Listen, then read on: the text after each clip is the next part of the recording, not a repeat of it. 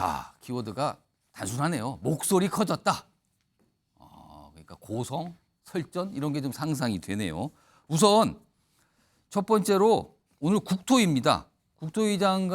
국토위에서 모습이 좀 몇 가지 있었는데 우선 첫 번째 원희룡 국토부 장관이 등장하는 모습 영상으로 확인해 보겠습니다.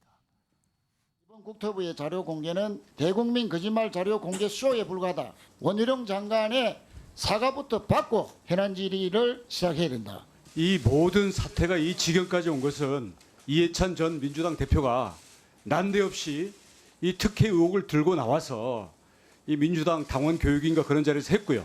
다음 민주당에서 이재명 대표가 이 부분에 대해서 뭐 TF까지 만들어가면서 사실상 지시를 해서 왔기 때문에 그렇습니다. 사과를 한다면 이 사태를 거짓 선동으로 몰고 왔던 민주당 전현 대표 두 분부터 사과를 해야 된다고 생각합니다. 장관님, 그동안 장관님이 발언하신 내용에 대해서 국민들한테 지금 사과해야 됩니다. 답변 드리겠습니다. 사과하십시오. 답변 드리겠습니다. 사과하지 않으면 의혹이 계속 커집니다. 답변 드리겠습니다. 사과하십시오. 이게 무슨 도돌이표 질문인가요? 지금 저런 모습이 있었고요. 그리고요.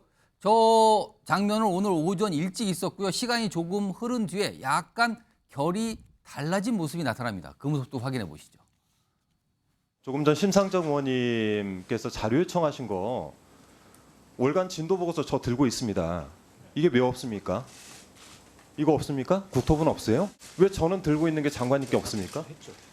이거 제가 심상정 의원님께 드릴게요. 아니 이런 식의 태도로 어떻게 국토부하고 장관님께서 현안 질의에 임하신다는 겁니까? 실무적인 거를 일일이 어떻게 제가 한 페이지 한 페이지 다 알겠습니까?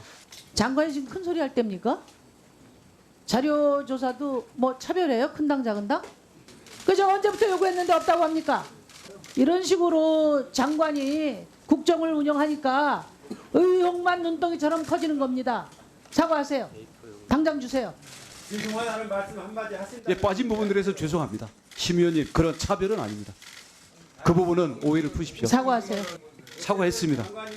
예, 실무적인 착오에 대해서는 바로 잡도록 하겠습니다.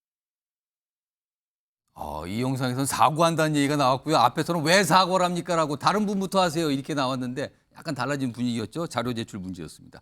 이런 가운데요. 화면 좀 보겠습니다. 그동안 원희룡 장관 그리고 국토부의 어떤 입장을 좀 정리한 건데 처음에요. 이 서울 양평 고속도로 관련해서 야당 선동이다 그러면 전면 백좌 선언을 했죠.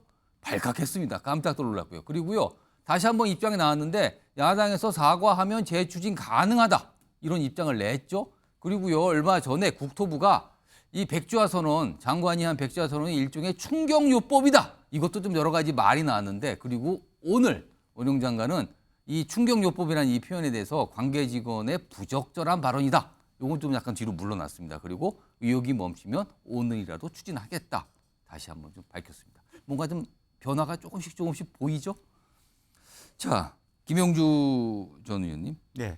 요즘 원희룡 장관 아까 화면으로도 그렇고 오늘 영상도 다양한 각도에서 보여드렸거든요. 자, 원희룡 장관 인물 차원에서 평가하시다면 어떻게 보십니까? 글쎄요, 지금 이제 그동안의 한나라당 시절부터 소위 비주류로 있다가 사무처장 한번 하고 국토부 장관 되시면서 이제는 조금 큰 인물, 뭐 대선 후보는 됐습니다만은 당에서 스스로 보수 정당 내부에서 수용되지 않는 입장이었다가 이번에 여러 가지 일타 강사, 뭐 대장동부터 이번 사건을 계기로 본인이 굉장히 크게 업그레이드 하려고 하는 과욕이 부른 참사다. 저는 그렇게 봅니다. 정치적 과욕을 보여주고 있는 거다. 네. 그래서 제게 제가 넘어간 꼴이다 그렇게 봅니다. 일타 강사가 지난 대선 때 효과가 있었다고 본인이 스스로 생각하고 이번도 그렇게 얘기하고 있습니다만은 사실은 지금 이 상황이 원희룡 장관이 말처럼 그렇게 쉽게 그런 방식으로 해결되지 않고 오늘도 제가 아까 실제로 생중계로 현안 질의하는 걸 봤는데 예타가 본인 스스로도 아무로도 결정된 것도 아니래요. 질문에 대해서 그렇게 답변했습니다. 그렇다면 굳이 그것을 가지고 본인이 안 한다 한다라는 것부터가 문제가 되고요. 또 앞으로 지금 현재 양평 군소가 바뀌고 난 다음에 갑자기 무슨 뭐 과장이 국장 되고 뭐 여러 가지 사안들이 그렇게 자기가 생각하는 수순으로 가지 못할 겁니다. 그런 의미에서 상당히 어떤 뭐 스스로도 한편으로는 국민의힘과 보수층에게 자기 스스로 이미지 메이킹을 하는 계기는 됐을지언정 예. 전체 국민들과 본인의 정치적 자기 과정에 있어서도 이게 상당히 앞으로 좋게는 작용되지 않을 것이다. 그렇게 보이죠. 김재원 최고위원님, 원희룡 장관 인물 천에서 평가하신다면 어떻게 좀 말씀을 하실까요? 근데 이번에 굉장히 좀 강하게 굉장히 강한 강성 모습이었죠. 강하게 이제 예. 국민들에게 좀 각인을 시켰죠. 과거 원희룡 장관은 사실 좀 늘 비주류적인 입장에서 정치적인 그 태도를 취했었는데 예. 이번에는 좀 부처의 아마 가장 강성 입장을 그러니까 국토부 장관으로서 예. 강성 입장을 보이지 않았는가. 그럼 의도적으로 저런 모습을 보인다고 보십니까? 예, 뭐 그것이 국민들에게도 예. 이런 논란을 불러일으키는 민주당의 여러 가지 정치적 주장이 사실이 아닐 것이다라고 각인을 시켰을 거라고 봅니다. 저는 예. 원희룡 장관 개인적인 정치적인 입장에서도 비교적 이번 사태는 상당히 잘 해결을 했고 또 저런 모습이 원희룡 장관의 정치적인 입장에서도 앞으로 도움이 될 거라고 봅니다. 문제는 이제 그 양평 고속도로가 문제가 이 해결이 잘 돼야죠. 저는 지금 그 문제가 된 예. 쪽은 제가 이제 자전거를 타고 많이 다녀보는 곳이고 그곳의 교통량의 이 문제도 제가 예. 많이 겪는 것인데 빨리 이 문제에 대해서 예. 논란을 정리하고 다시 추진하도록 그 해결을 하는 예. 것이 이 문제를 문제 제기를 하고 그것에 대해서 야당의 근거 없는 주장을 제압을 하고 예. 그다음에 합리적으로 해결해가는 모습을 보일 때 비로소 이제 정치 지도자로서의 모습을 갖출 수 있다고 생각합니다. 지금 김재원 최고위원 그다음에 김용진 의원이 말씀하는 게 방향이 다르지만 공통점은 일단 원희룡 장관이 최근 들어서 굉장히 강경 또는 강한 모습을 보였다. 그런데 이제 평가는 달라졌거든요. 자, 시청자 여러분께서는 어떻게 보시는지 모르겠습니다. 평가는 뭐 각자 마음속에 있으실 것 같아요. 자, 그리고요. 또 한 번의 장관. 앞서서 잠깐 영상에 잠깐 나왔었는데 오늘 한동훈 장관도 뭐 대단한 설전들이 있었어요. 그중에 가장 주목을 받은 한 대목 준비했습니다. 들어보겠습니다. 의정부지법의 최은순 여사에 대한 법정 구속을 하면서 했던 양희은 대통령의 장모이시죠. 이렇게 엷은 미소를 띄우고 있습니다. 이 점에 대해서 표정까지 관리하십니까? 제가 관리한다 관리됩니까? 이 사안은 사법 시스템에 따라 진행되는 사안이고 지금 민주당처럼 이화영 진술을 번복하기 위해서 이렇게 사법 시스템에 개입하려는 시도도 앞으로 될 거라고 말씀을 드립니다. 죄를 물었는데 이를 대답하는 거예요. 좀 무겁게 좀 법무부 장관 납득하셔야죠. 네? 그러고 있습니다. 뿌리지르지 마시고요.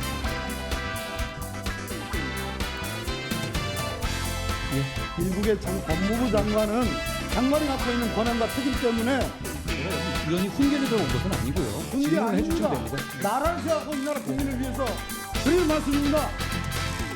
개인 박범계가 아니겠고 그렇지 않습니까? 반말은 하지 말아야 되지 않겠습니까? 대단한데요. 서영주 부대변인. 사실 전현직 법무부 장관들 아닙니까? 물론 정권은 달랐지만 만나면 늘 팽팽한데 오늘은 유독 더 심했던 것 같아요. 자, 어떻게 보십니까? 민주당 혹시 박범계 전 법무장관, 박범계 의원은 이 한동훈 장관만 보면 약간 화가 나는 뭐 이런 건가? 이거 어떻게 보셨습니까 지금? 뭐 화가 나는 건 아니죠. 물어봤죠. 지금 현재 큰일이잖아요. 헌정사상 대통령의 장모가 법정에서 구속이 됐습니다. 그것도 재판부에서 아주 혼나고. 그런 상황에 대해서 질문을 했으면 그냥 기본적인 얘기만 하면 됩니다. 법무부 장관으로서 그 부분에 대해서 잘 살펴보지 못했다. 그렇지만 뭐 사법 시스템에 대해서 결정된 것 같다. 이 정도면 돼요. 통상적으로는 그런 답변이 그래야 나오죠. 되는데 지금 보면 한동훈 장관의 태도가 보통 깐죽거린다는 얘기를 많이 하죠. 그런데 박범계 장관이 본인보다 연배도 있고 그다음에 법무부 장관 전임 선배고 했을 때는 이거는 예의가 없는 것이죠. 그다음에 두 번째, 저 자리가 상임위 자리가 개인 박범계 장관의 자리입니까? 국회의원입니다. 그러면 국민이 질타하고 훈계하는 자리입니다. 그런데 국무위원으로서 한마디도 안 주고 반말하시면 안 돼요. 이런 것들은요. 본인 스스로가요 본인을 깎아먹는 거예요. 저는 저 부분들은 일부 한 20-30% 보수층만 보고 지금 하는 거예요. 한동훈 장관 짤이 돌걸요. 아 시원하다. 한동훈 장관 스타다. 결국에는 또 정치를 준비하느라고 마무리를 하는구나. 저는 그렇게 평가하고 있습니다. 최인정 변호사, 사실은 앞서서 원희룡 장관, 이번에 한동훈 장관, 그리고 어제 헌법재판소의 결정에 의해서 이상민 행안부 장관까지 복귀했어요. 실세 장관 3인 뭐 이런 표현까지 나오고 있거든요. 앞으로 이 장관들 야당과 더 충돌하고 더 강경하게 나가는 걸까요? 어떻게 봐야 됩니까? 결국 국민의 눈높이에 맞춰서 가는 것이 굉장히 중요하다라고 볼 수밖에 없지 않겠습니까? 지금 그 윤석열 정부 국정 2년 차에서 뭔가를 성과를 내야 내년에 있는 어떤 총선에서의 어떤 그 표로서 연결될 수밖에 없기 때문에 무조건 강성으로 가고 무조건 또 약하게 간다라는 거 있을 수 없이 강약을 맞춰서 가야 된다라고 생각을 하는데요. 좀 전에 있었던 그 박범계 장관과의 어떤 설전에 있어가지고는 저는 박범계 장관이 이런 질문은 법원 행정처에 해야지 왜 갑자기 지금 법무 장관한테 묻죠? 양형에 대해서 왜 지금 대법원에 묻질 않고 법무부 장관한테 묻죠? 결국 그것 또한 다른 것도 아니고 대통령의 장모에 대한 형사처벌에 대해서 묻는 것 자체가 상황에 맞지 않는 그 질문이고 그에 대해서 얘기를 하는 것이 그렇게 실형이 나왔던 것은 그만큼 대통령실에서 사법부의 독립성을 보장했던 그런 것이 아니야라고 하면서 그거 봐라. 그런 점에 비춰봤을 때 이번 이화영 지사에 대해서 감나라 배나라 이렇게 민주당이 하는 것은 부당하다라는 것은 오히려 우문에 대한 현답이었다고 저는 생각합니다. 사실 이와 비슷한 내용을요. 제 기억에도 여러 번 달았어요. 이 전현직 장관들 충돌하고 하는 거. 근데 계속 반복되고 있거든요. 글쎄요. 언제까지 저런 모습이 나오는 건지 한번 지켜보도록 하고요.